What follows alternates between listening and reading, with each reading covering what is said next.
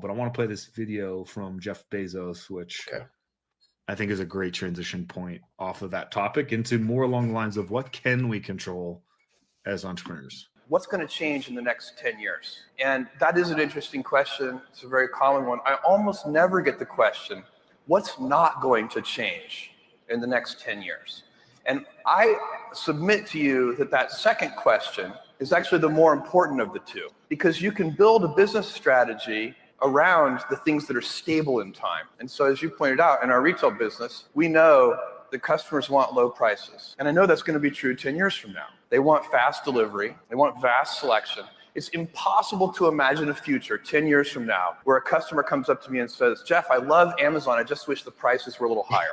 You know how I love Amazon. I just wish you delivered a little more slowly. Impossible. And so the effort that we put into those things, spinning those things up, we know the energy we put into it today will still be paying dividends for our customers 10 years from now. And so those, when you have something that you know is true, even over the long term, you can afford to put a lot of energy into it. Jeff. Fire, right? There's a reason why he's in the position he's in, right? Yep. And so all this talk about AI or what's happening in the economy, things that are outside of our control, what are the things that people will still need, want, crave, right? They want great customer service. They want connection and community, right? They want authenticity. Those are things that we can control, right? They want a great product delivered at a fair price. Like those things are so important. It's very easy to get distracted, get lazy, right? Think that you've arrived, that you don't have to continue to focus on those things.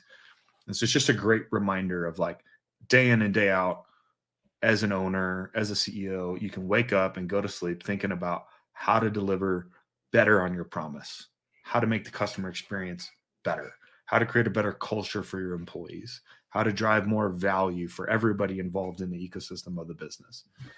Yeah, dude. And that notion of the prioritization of what will not change will serve you in other areas besides your business. Correct. Yes. Too. Absolutely. What's never going to change is, I should maintain a healthy body. Or what's never going to change is my wife wants time with me. Yep. My children need time with me. My spiritual investment in my community. These things. And all of this is just a speck in the grand scheme of eternity, right? Right. And so when you can zoom out and reshape that perspective, it's like, hey, we've been here before. We've been here since 2008. We were here in 2000. We were here in 1987. We were here in 1965. We were here in 1945. We were here in 1929. Like these things have happened, right? So sometimes preparing for winter is just hunker down, man. Go into hibernation mode and ride it out. Yeah, and even as I think about what we were just discussing on the financial side, it's like, well, what's not going to change, even in a very, very poor, bad state? What's not going to change? Like going through that exercise and listing those things out will actually help you spot the opportunities to navigate that period of time, or even these massive opportunities that might lead to something on the back end of it. It's like, well, what's not going to change, even in a economic debacle? Yeah. So those are the questions to ask yourself, right? What's not going to change? The other thing we can focus on is to scale. And so that's the next, we can focus on leverage to scale our business. So this is the next from a guy who I love following, Dan Martell.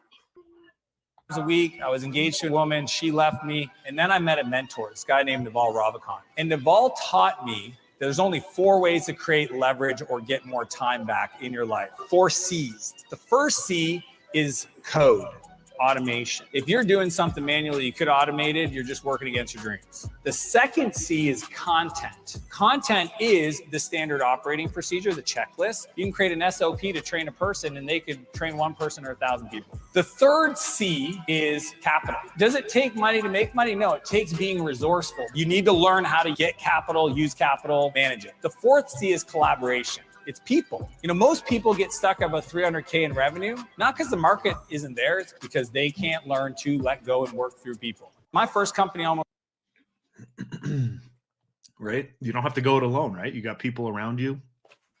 You can leverage other people in your organization, employees, partners, investors, right? Leverage capital. I love the leverage code part because, man, so many people are apprehensive to adopt marketing automation or new technology because it's different or it's going to be hard to install it. It's a big change from what they've done. But man, I can tell you that once you get through that hard section of installing it, on the other side of that is a whole heck of a lot of scale, right? Yeah, and dude, what's interesting, what's neat about what we just heard from Dan, which he heard from Naval, which if you follow Hormozy and several others, they've also talked about this. Naval is pretty prolific in the sense of how influential he's been and how what I really appreciate about Naval is how clear he is in his how he communicates. But one thing to note about the leverage piece, let's just say you're listening and you're a business leader, you're not the owner, because we do have people that are business leaders that listen to this. The same applies. The same applies to the individual as it does to the organization and the owner. How can you create leverage? Okay, well, I work my job. I'm great at my job, and I'm helping build the business. Well, on the side, I'm going to create a little widget with some help. A little widget. I'm going to create a little product with the help of AI and and cursor and various different things. I'm going to take some time, put some hours in study, and I'm going to build a product that is a web-based product. That's code for you, right? And so it applied the apprehension of leverage is not in this example is not exclusive to the entrepreneur, to the organization. He's talking about how to create leverage in general for the person. And so I just think that's an important thing to make sure to point out. So this next clip does a good job of unpacking that mindset. Yeah. And you ask them 5 questions and nothing else. And these 5 questions were created by a guy named Brian Levac. Woke up one morning as a Brown University neurologist, said, I want to be rich. Been doing like 20 million a month ever since. Ready for him? Yes. Question number 1. What's the number one thing you need? You need customers. Cool. What do you want? What's the number one thing that you want? I want to be happy with it. All right. And what's your biggest fear about your business? Oh, that nobody wants my stuff. Cool. And what do you deeply desire about your business? Good to be successful. And what have you tried in the past? A lot. And after trying all of that, what did you hate the most? Product that was the cheapest. Cool. Needs, wants, fears, and goals, what you hate or what you tried. Yep. Get those answers, write them all down, ask 30 people. Got 30 responses that are somewhat quality. Now I can run an ad saying, is this what you want? I know what you want. Are you sick and tired of blank? Is your biggest fear about X? Have you always deeply desired? Yeah, great. Schedule a call this time. So you start with a customer. So it's actually marketing advice, which I think is hilarious because the first comment on that was bad sales advice. It's like, it's not sales advice, right? That's marketing advice, right? You're trying to get to the root of like, what does the customer truly want and that you can truly solve? And you might already have the product, but you're just not messaging it correctly. And so you got to do a better job, right? Especially during these challenging times, you need to do a better job of distilling and simplifying the message to get to the root of the problem.